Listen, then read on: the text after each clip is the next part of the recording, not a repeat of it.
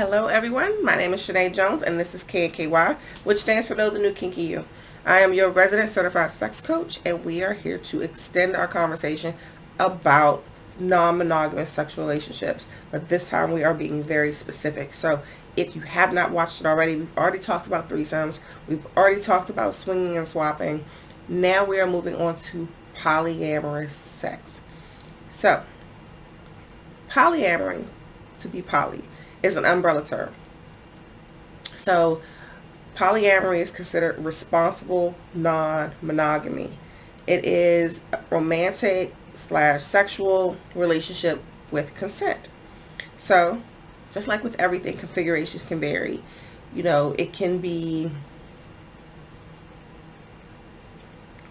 one female having multiple male partners that all know about it. It could be one male having multiple female partners who all know about it. It could be a group of people who are consensually in a relationship together, or it can be an awareness. So there are different styles of poly relationships, and the first one we're going to talk about is kitchen table polyamory, where we talked about all people being involved. It is a matter where, it's more family style, where you can spend, birthdays and holidays and, significant other times together. And, everybody, knows each other. Everybody has an understanding. Now, not all the members of this community might be, or this relationship, I'm not going to call it community because the community is a larger group, but this relationship might be sexually involved, but they know of and are permissible of the sexual relationships that do exist in that dynamic. You have parallel polyamory, where it's couples who know that there's external sexual relationships, but they don't necessarily want to know the details of the other relationships. So like, I'm good with knowing, but I don't have to meet them. I don't have to hang out and eat breakfast with them. They may or may not know each other, but at the same time, they are aware and willing to share someone in a sexual relationship. So it can be considered like an open relationship, but with poly, there's openness in your relationship isn't necessarily a caring, loving situation. It's just like an awareness. I know you're fucking other people and I'm good with that. I'm fucking other people. I'm good with that. Polyamory is really about the connections and the love and the respect that people build for each other in a relationship. So even if the people don't know each other, even if they aren't sexually involved with each other, they have a respect for each other as part of the relationship because of who they're connected to. Solo poly is where, what we talked about just a few minutes ago, you have an individual with multiple sexual romantic partners, and they aren't interested in cohabitating with anyone, and they don't follow the traditional dating progression. So they don't think, oh, we met and now we're boyfriend girlfriend and now we are going to get engaged and we're going to get married and we're going to have kids. No, this person doesn't feel that way. This person is like, you know what? I met you. I like you. We have fun when we're together. I enjoy the sex. I also met this person and I like spending time with them and the sex is good with them. So I'm going to spend time with them too. And I met this person and the sex is good, but everybody that's involved, they all know about it, right?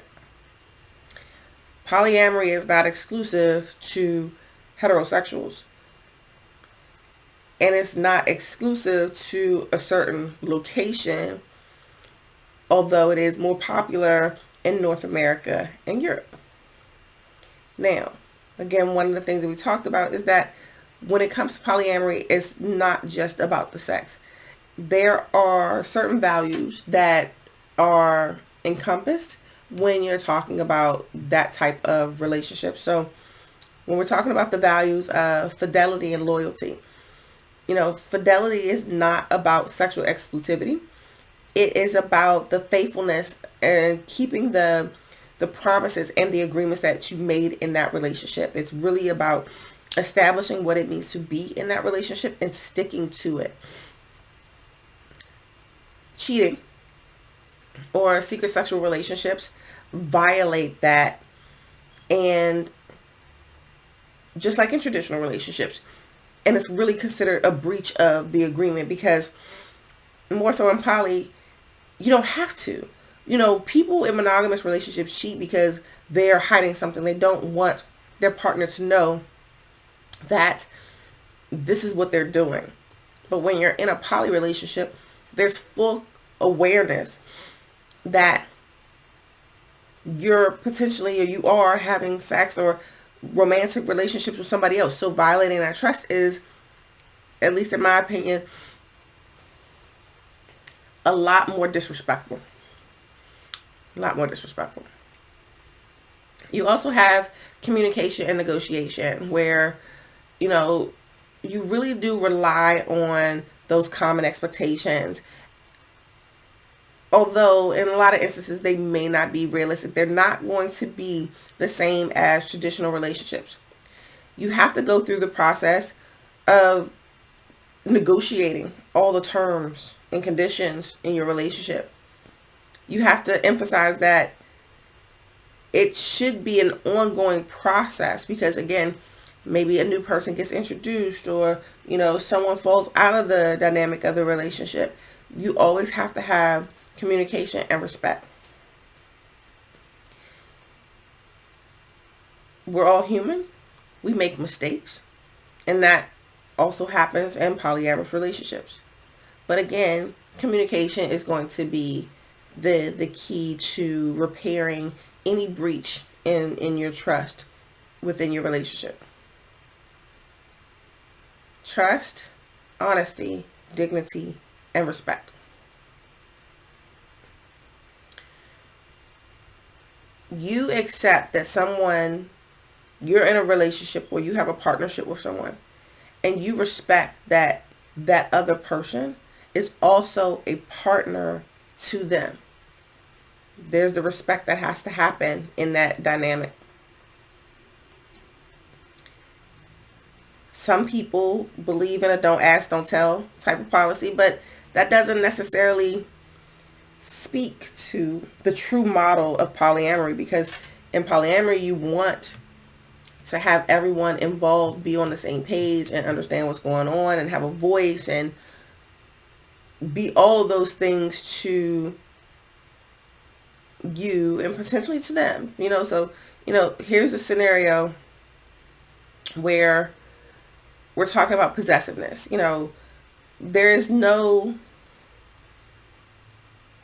in polyamory, there is no restriction on creating or having another deep relationship with someone else. You want to make sure that you are gaining to your partner's happiness, rather than feeling like someone else that gets involved is a threat to you or a threat to them. And jealousy and possessiveness is natural, but it shouldn't be a go-to emotion that can't be discussed. You have to be willing to come to the table and talk about why these feelings exist and work together to mitigate it so that they don't exist. You don't want any partner to feel negatively impacted by, another relationship. We all know why we're there. We all know that we want to make each other happy. We know that there's a common goal. So if there's ever jealousy or possessiveness that creeps up, you have to be willing to have the conversation. It's just a must. So, things to consider when you are thinking about starting a poly relationship. And again, it happens. People do it. It's not uncommon. I'm sure you know somebody who's in a poly relationship. The thing is, how did they get there? And if this is something potentially that you're interested in, how do you get there? So you have to ask yourself and be mindful of the fact that both partners, they want their relationship to remain primary, and everything else can kind of grow from it. The couple has to have goodwill. You have to be in a good place. You can't start a poly relationship and be in a negative place where you're fighting or there's jealousy and contention already. That doesn't help. So you have to be in a good place in your relationship.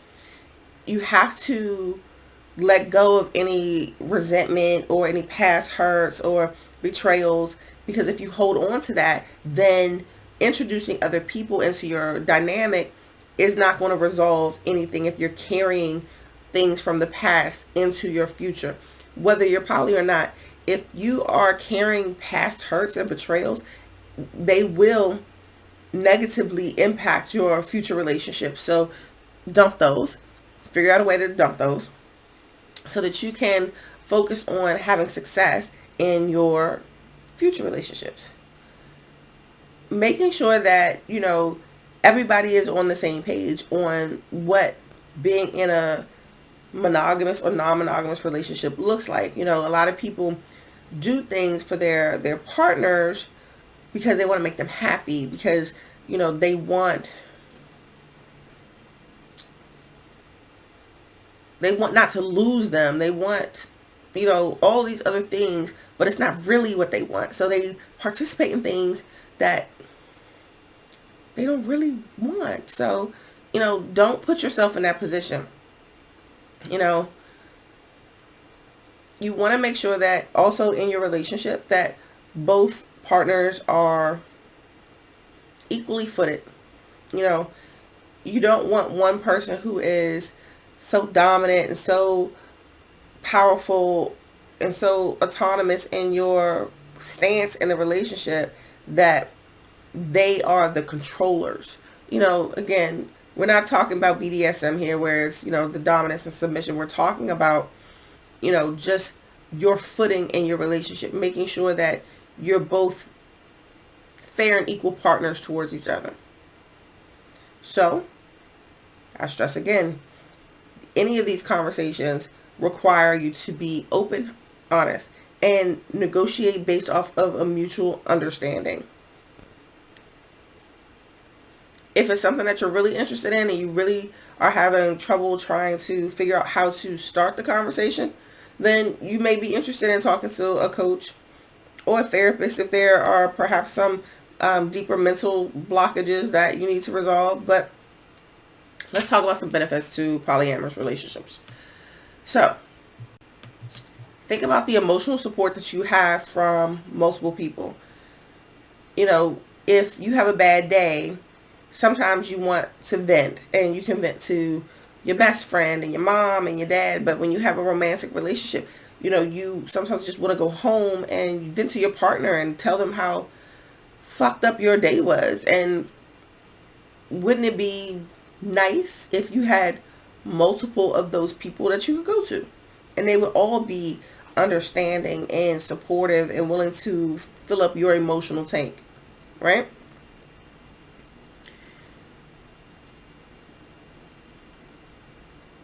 Let's say that in an unideal situation, one partner isn't able to sexually gratify to the level that is desired for either of them.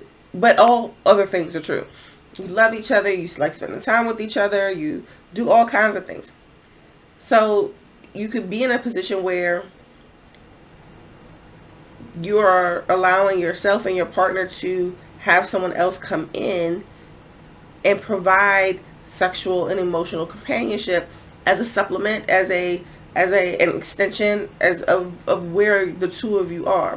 Remember, again, your partnership in the beginning has to be strong.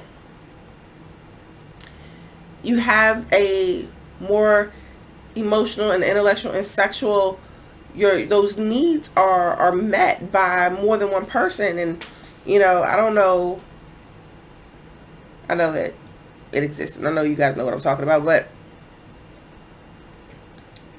have you ever seen those memes where it's like the A, the B, the C, the D, and like you get this from, you have the friend that is funny and makes you laugh. You have the friend that will let you cry on their shoulder. You have the friend that where the sex is really good, and you have the friend that has money and can take you out. And they're saying like you can't always find all of those things that you want in one person. It's a lot of burden on one person to have to manage the expectations of someone else and be all of it when perhaps they don't have the capacity to be all of it. So if you're in a polyamorous relationship, you have more flexibility to meet and be involved with people who can satisfy different intellectual, sexual, and emotional needs of you. Something to think about. So here are some difficulties when we're talking about polyamorous relationships, because as with everything, flip the coin, you have good sides, you have bad sides.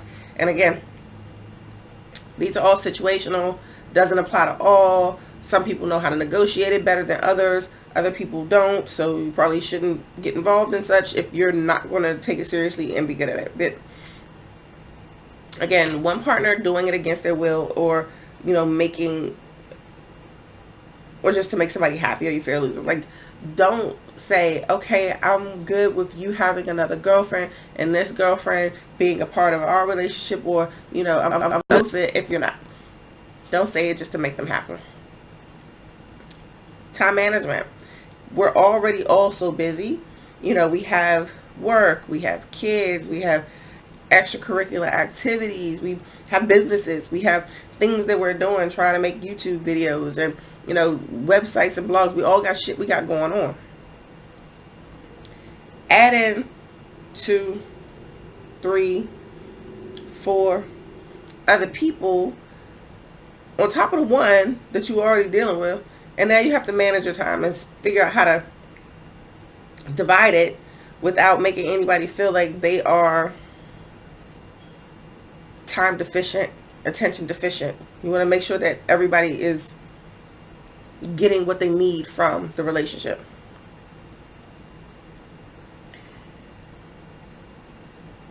You can also get so involved that other things that work, that business, where you are neglecting everybody. So, you don't want anybody to be overlooked.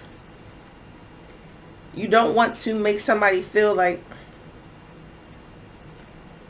oh, they enjoy spending time with the person that has money and I don't have money, so I don't get as much attention. So you don't want to perpetuate those feelings. And you don't want to create moments of jealousy in your relationship where one person is jealous because of how much you talk about them or how much you spend time with them. Just be mindful of who you're with and what the goal of the relationship is with everyone involved. You don't want to make the scenario where it's not mutually beneficial anymore. So again, between the time, the resources, how it is that you divvy up everything. Excuse me. You do not want to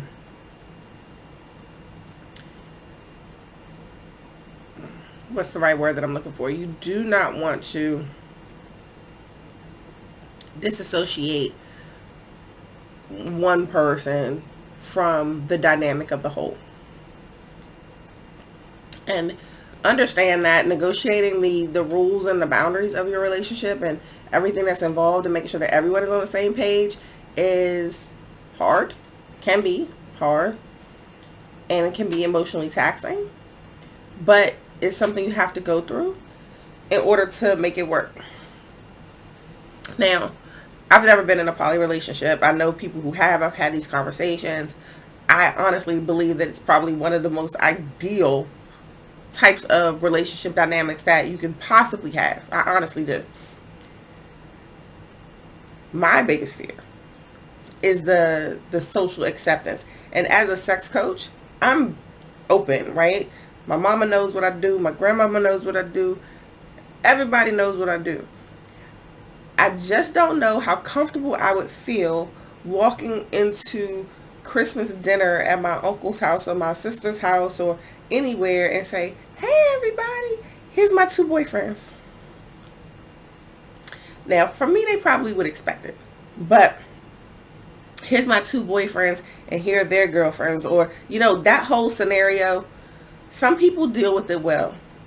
Others don't. That social acceptance is something that you really, really have to be cognizant of, because again, you don't want to be in a relationship that is one-sided. So let's say, going to this scenario, hypothetical scenario, where I have two boyfriends and my two boyfriends are good with me. They love me. I'm the best. I am the best, but they love me and they're good. But my family knows this boyfriend. They don't know this boyfriend. They know this one. I would feel like shit if come Christmas time or Thanksgiving that I can't take this boyfriend with me because they only know this one. He's a part, this one's a part of my life. This one's a part of my circle. He's a part, we all know each other. We all care about each other. But I can't bring you. So just think about what, and it's not that I can't. You can do whatever you want. And if you have that confidence, if you have that rapport, if you have that, I don't care what anybody thinks, great. I'm still working on me. We're going to get there. So just understand that those are things to think about as potential difficulties when you're talking about a poly relationship. Again, many benefits, a lot of emotional support, a lot of sexual variety, a lot of companionship, but things to think about. So that's that one. We got one more left in the series. Hopefully you got a chance to watch all of them. Appreciate you for those of you who did, especially if you watched it the whole way through. Thank you. You can again follow me across all social media at DOYOUKNKY. I am Shani Jones, your resident certified sex coach. Do not forget to subscribe, like, comment, and share. I appreciate you and all you do. I will see you again soon.